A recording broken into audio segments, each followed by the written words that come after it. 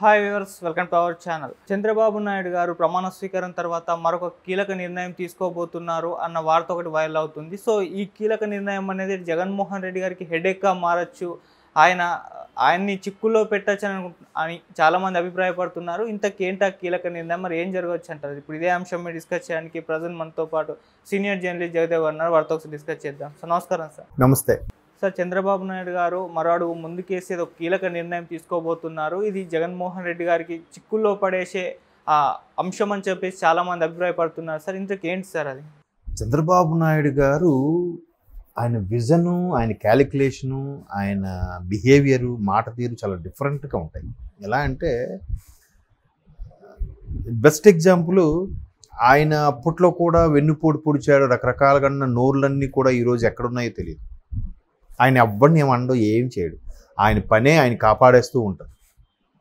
అంతే కదా. ఎక్కడైనా ఏదైనా నాయకుడు అరెస్ట్ అయితే ఆ ప్రాంతం వరకు, ఆ రాష్ట్రం వరకు ధర్నాలు ఇవి జరగడం సహజం. బట్ చంద్రబాబు నాయుడు అనే వ్యక్తి అరెస్ట్ అయితే దేశవ్యాప్తంగా ఇతర దేశాల్లో కూడా ధర్నాలు చేశారు. మీకు తెలుసా తెలీదు? చూసాం కదా మనం. సో అది ఆయన టాలెంట్. ఎక్కువగా పొంగిపోడు, ఎక్కువగా ఇది అవ్వడు. అందుకే కదా ఈవెన్ ఆయన అతని భార్యని అసెంబ్లీ సాక్షిగా అవమానించినప్పుడు, ఆయన ఏడ్చినప్పుడు రామ్ గోపాల్ వర్మ లాంటి వ్యక్తి ఎలా స్పీచ్ చేశాడంటే, ఇది బాబు గారు కాదు, ఇట్లా ఎన్నో డక్కా ముక్కలు తిన్నాడు ఆయన, ఎన్నో హడ్డిల్స్ ఎదుర్కొన్నాడు, ఆయన ఇలా ఏడుస్తాడని ఎక్స్పెక్ట్ చేయలేదు, చాలా గంభీరంగా ఉండే వ్యక్తి అని కూడా అన్నాడు. వాస్తవం అది. ఏదో పెద్దదైంది కదా పొంగిపోడు, చిన్న స్మైల్ ఇస్తుంది అంతే. అట్లాగా అలా చాలా ఇదిగా ఉండే వ్యక్తి. అంటే ఆ నాయకుడు అనేవాడు ప్రధానికి దూరిపోయి వాళ్ళతో వెళ్ళి వాళ్ళ పాకల్లోకి వెళ్ళిపోయి తినేసి వాళ్ళ పక్కన చాప మీద పడుకుండిపోయి నేల మీద, ఇట్లా కాదు. కొంత గంభీరం కూడా, లేకపోతే ఎవడు వినడు.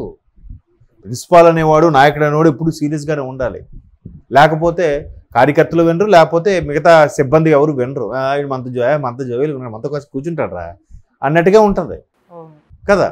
సో కాబట్టి అలా ఎప్పుడు ఆయన ఒక లెవెల్ మెయింటైన్ చేస్తూనే ఉంటాడు. అలాగని నచ్చక కాదు, అదంతే. లీడర్షిప్ క్వాలిటీస్లో అదొక భాగం. అయితే ఇప్పుడు ఆయన ఏం చేస్తున్నాడు? ప్రభుత్వం ఎంత మెజారిటీతో వచ్చింది, ఇదంతా ప్రజలు మన మీద పెట్టుకున్న నమ్మకం. ఒకటి, జిడిపి వస్తేనే మరలా అన్నీ సర్దుకుంటాయనేది ఒక అభిప్రాయం అయితే అందరిలో వచ్చేసింది కదా, అదే కదా ఈ విజయానికి కారణం. రెండవది, ఈయన మీద ఉండే వ్యతిరేకత కూడా, జగన్మోహన్ రెడ్డి గారి వ్యతిరేకత కూడా మరి కాస్త లేపేసింది దాన్ని. మనందరూ అనుకునేది అదే కదా. 120, 130 వస్తాయేమో కూటమికి అనుకుంటే 164 రావడం ఏంటి? ఈయన కొంత పుషప్ చేశాడేమో నా అభిప్రాయం.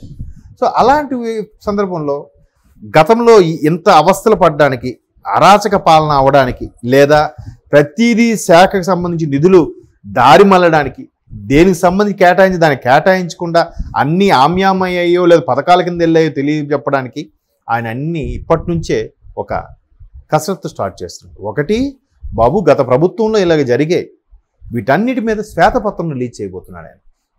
శ్వేతపత్రం రిలీజ్ చేయడం అంటే తెల్ల కాగితం మీద ఒక డిక్లరేషన్ లాంటిది రాసివ్వడం. ఏంటి, ఏ శాఖ పరం నుంచి ఏ శాఖ ఎటు వెళ్ళింది. ఇప్పుడు సర్పంచులు ఉన్నారు, సర్పంచులకు ఇవ్వాల్సినవి ఇస్తే ఆ సర్పంచులు ఆ గ్రామం డెవలప్మెంట్కి పాటుపడతారు. ఊర్లోనే సర్పంచ్ ఉంటాడు కాబట్టి ఏమైనా తేడా ఉంటే, ఏమంటే సర్పంచ్ గారు రోడ్డు అన్నారు, 6 నెలలు అయిపోయింది, రోడ్డు వేయరా అని అడుగుతారు ప్రజలు. అలాగా అడుగుతారు. రేపొద్దు సర్పంచ్ కూడా వింటాడు, వినకపోతే రేపొద్దు నెక్స్ట్ ఆయన దించేస్తారు. అది పరిస్థితి. అలాంటి నిధులు కూడా వాళ్ళకి ఏమీ లేకుండా మరి వాళ్ళు ఎలా చేస్తారు? మరి సర్పంచ్ అనే పదవి ఎందుకు? అన్నీ మళ్ళీ మీటను ఒక్కడమే, వాళ్ళకి వెళ్ళిపోయి పథకాలు వాళ్ళకి వెళ్ళిపోయి వాళ్ళే మనకి వేసేస్తారు. మరి నీ సర్పంచే ముందు తిట్టుకుంటున్నాడు.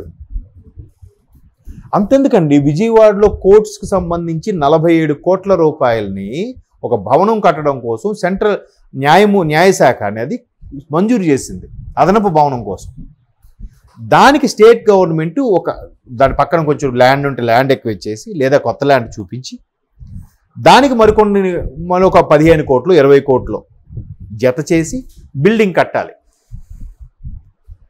ఆ 47 కోట్లు కూడా తినేశారండి. ప్రతి శాఖది దారి మళ్ళించిన, ప్రతి శాఖకి ఉపయోగం ఎన్ని శాఖలు ఉన్నాయి అన్ని శాఖలకు కూడా R&B, వ్యవసాయం, నీటిపారుదల, జలశక్తి, విద్యుత్ శక్తి, ఒకటి కాదు, రెండు కాదు, అన్ని అన్ని అన్ని అన్ని విద్య, వైద్యం, ఆరోగ్యం అన్నిటికీ ఒకటే పథకాలు. మరి ఇవన్నిటికీ ఎక్కడెక్కడ ఏ అవకతవకలు జరిగాయి అనేదాన్ని శ్వేతపత్రం రిలీజ్ చేస్తే క్లారిటీ వస్తుంది. బాబు ఇక్కడ ఇంత జరిగింది, ఇంత జరిగింది, అందుకే ఇవన్నీ స్తబ్దుగా ఎక్కడ వేసిన గొంగలు అక్కడ పడున్నాయి. 2018-19లో పరిస్థితి ఎలాగ ఉంది, ఇప్పటికీ అలాగే ఏం మారలేదు, మరికొద్దిగా వెనక్కి వెళ్ళిపోయింది. మళ్ళీ ఇవన్నీ ఓవర్కమ్ అవ్వాలి, ప్రజలు సహకరించాలి, మేము పెట్టుబడులు తీసుకోవడానికి ప్రయత్నిస్తాం. ఇవన్నీ కూడా చూసారా. అంటే ఆయన ఒకటి అభివృద్ధి మీద దృష్టి పెడుతూనే ఇంకోవైపు గత వైఫల్యం వల్ల త్వరగా చేయలేకపోతున్నాము, అంతే కదా. ఇప్పుడు ప్లెయిన్ ఏరియాలో ఇల్లు కట్టడం ఈజీ, కానీ పాడుబడిన ఇల్లు కూలగొట్టి దాన్ని తవ్వి తీసి మళ్ళీ కట్టడం అనేది ప్రాసెస్. ఇప్పుడు ఆల్రెడీ కొంతవరకు కట్టిందని ఏం చేశారు గత ప్రభుత్వం, కూలగొట్టిందంటే మళ్ళీ ఏం చేయాలి, మళ్ళీ పునాదుల నుంచి చేసుకురావాలి. ఇది ఇంక డబల్ వర్క్ కదా, ఇది ఎక్స్ట్రా పని కదా.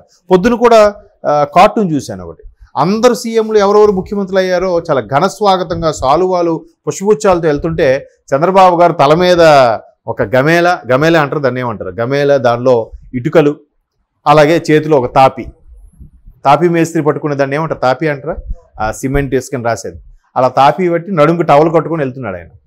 అందరు ముఖ్యమంత్రుల పరిస్థితి అదైతే ఇక్కడ చంద్రబాబు గారి పరిస్థితి ఇది, మరలా ప్యాచీలు ప్లాస్టింగ్లు చేసుకుంటూ మించుకుని వెళ్ళాలి అనే దానిలో ఒక్క పిక్చర్లో ఎంత అర్థం వచ్చేలాగా ఆ కార్టూన్ వేశారు. చాలా బాగా అనిపించింది నాకు. ఇప్పుడు రాష్ట్ర పరిస్థితి అదే కదా. సో అందుకు ఈ శ్వేతపత్రం రిలీజ్ చేసి గత ప్రభుత్వం ఇది చేసింది, ఇది వైఫల్యం, దీని నుంచి మనం ఓవర్కమ్ అవ్వాలి. ఎప్పుడు పబ్లిక్ అలాగే గవర్నమెంట్ సహకారం ఉంటేనే బాగా వెళ్తుంది. ఈ రెండింటికి ప్రైవేట్ పరం కూడా యాడ్ అవ్వాలి. ఇప్పుడు ఎల్ఎన్టీది ఎలాగో గవర్నమెంట్ పబ్లిక్ది ప్రైవేట్ది రెండు కలిపి ప్రాజెక్ట్గా చేసి నడిగితేనే కదా ఈరోజు మెట్రో వల్ల హైదరాబాద్ నగర ప్రజలు ఎంత హ్యాపీగా ఊరటగా ఫీల్ అవుతున్నారు. అబ్బా మాకు అసలు ట్రాఫికే తెలియదురా బాబు, ఎక్కితే 20 నిమిషాలు దిగిపోతున్నారా బాబు అన్నట్టు. ఆ భాగస్వామ్యం అనేది అవసరం, పబ్లిక్ది ప్రైవేట్ది, మెయిన్ పీపుల్, పీపీపీ అంటారు దాన్ని, ప్రజలు, పబ్లిక్, ప్రైవేటు కూడా భాగస్వామ్యం అయితేనే ఏదైనా సజావుగా సాగుతుంది. తర్వాత అభివృద్ధి కూడా పరుగులు పెడుతుంది. ఒకవైపు వైఫల్యాల్ని శ్వేతపత్రం ద్వారా తెలియజేస్తూ గత ప్రభుత్వాన్ని ఎండగడుతూ ఇప్పుడు దీనికి ప్రణాళిక రచించడం అనేది చూసారా, ఒక దెబ్బకి ఎన్ని పెట్టలు. అది చంద్రబాబు గారి విజన్ అంటే, చంద్రబాబు గారి యొక్క తెలివి అంటే. అది ఎవరికి అర్థం కాక ఏముందిరా అంటారు. ఇప్పుడు ఒక్కొక్కడికి అర్థం అవుద్ది వాట్ ఈజ్ ఈజ్ రూలింగ్, ఆయన రూలర్ ఎలాగయ్యాడు అనేది. చూద్దాం, లెట్ వి సీ. ఇంకెన్ని చూస్తాము ఇలాంటివి, అంతే కదా. ఇప్పుడు ఎమ్మెల్యే అనేవాడు ఒక్కొక్క ఎలక్షన్కి కనీసం 50 కోట్లు ఖర్చు పెడుతున్నాడట. 50 కోట్లు నెక్స్ట్ ఎలక్షన్స్ లోపు సంపాదించుకోవాలా లేదా, మళ్ళీ ఎలక్షన్స్ పోటీ చేయాలంటే అక్కడ కనీసం 100 కోట్లను సంపాదించాలా లేదా, ఎవరిస్తారు, ఎక్కడదా సొమ్ము. ఆ కాంట్రాక్టు, ఈ కాంట్రాక్టు, ఈ ప్రాజెక్టు, ఆ ప్రాజెక్టు.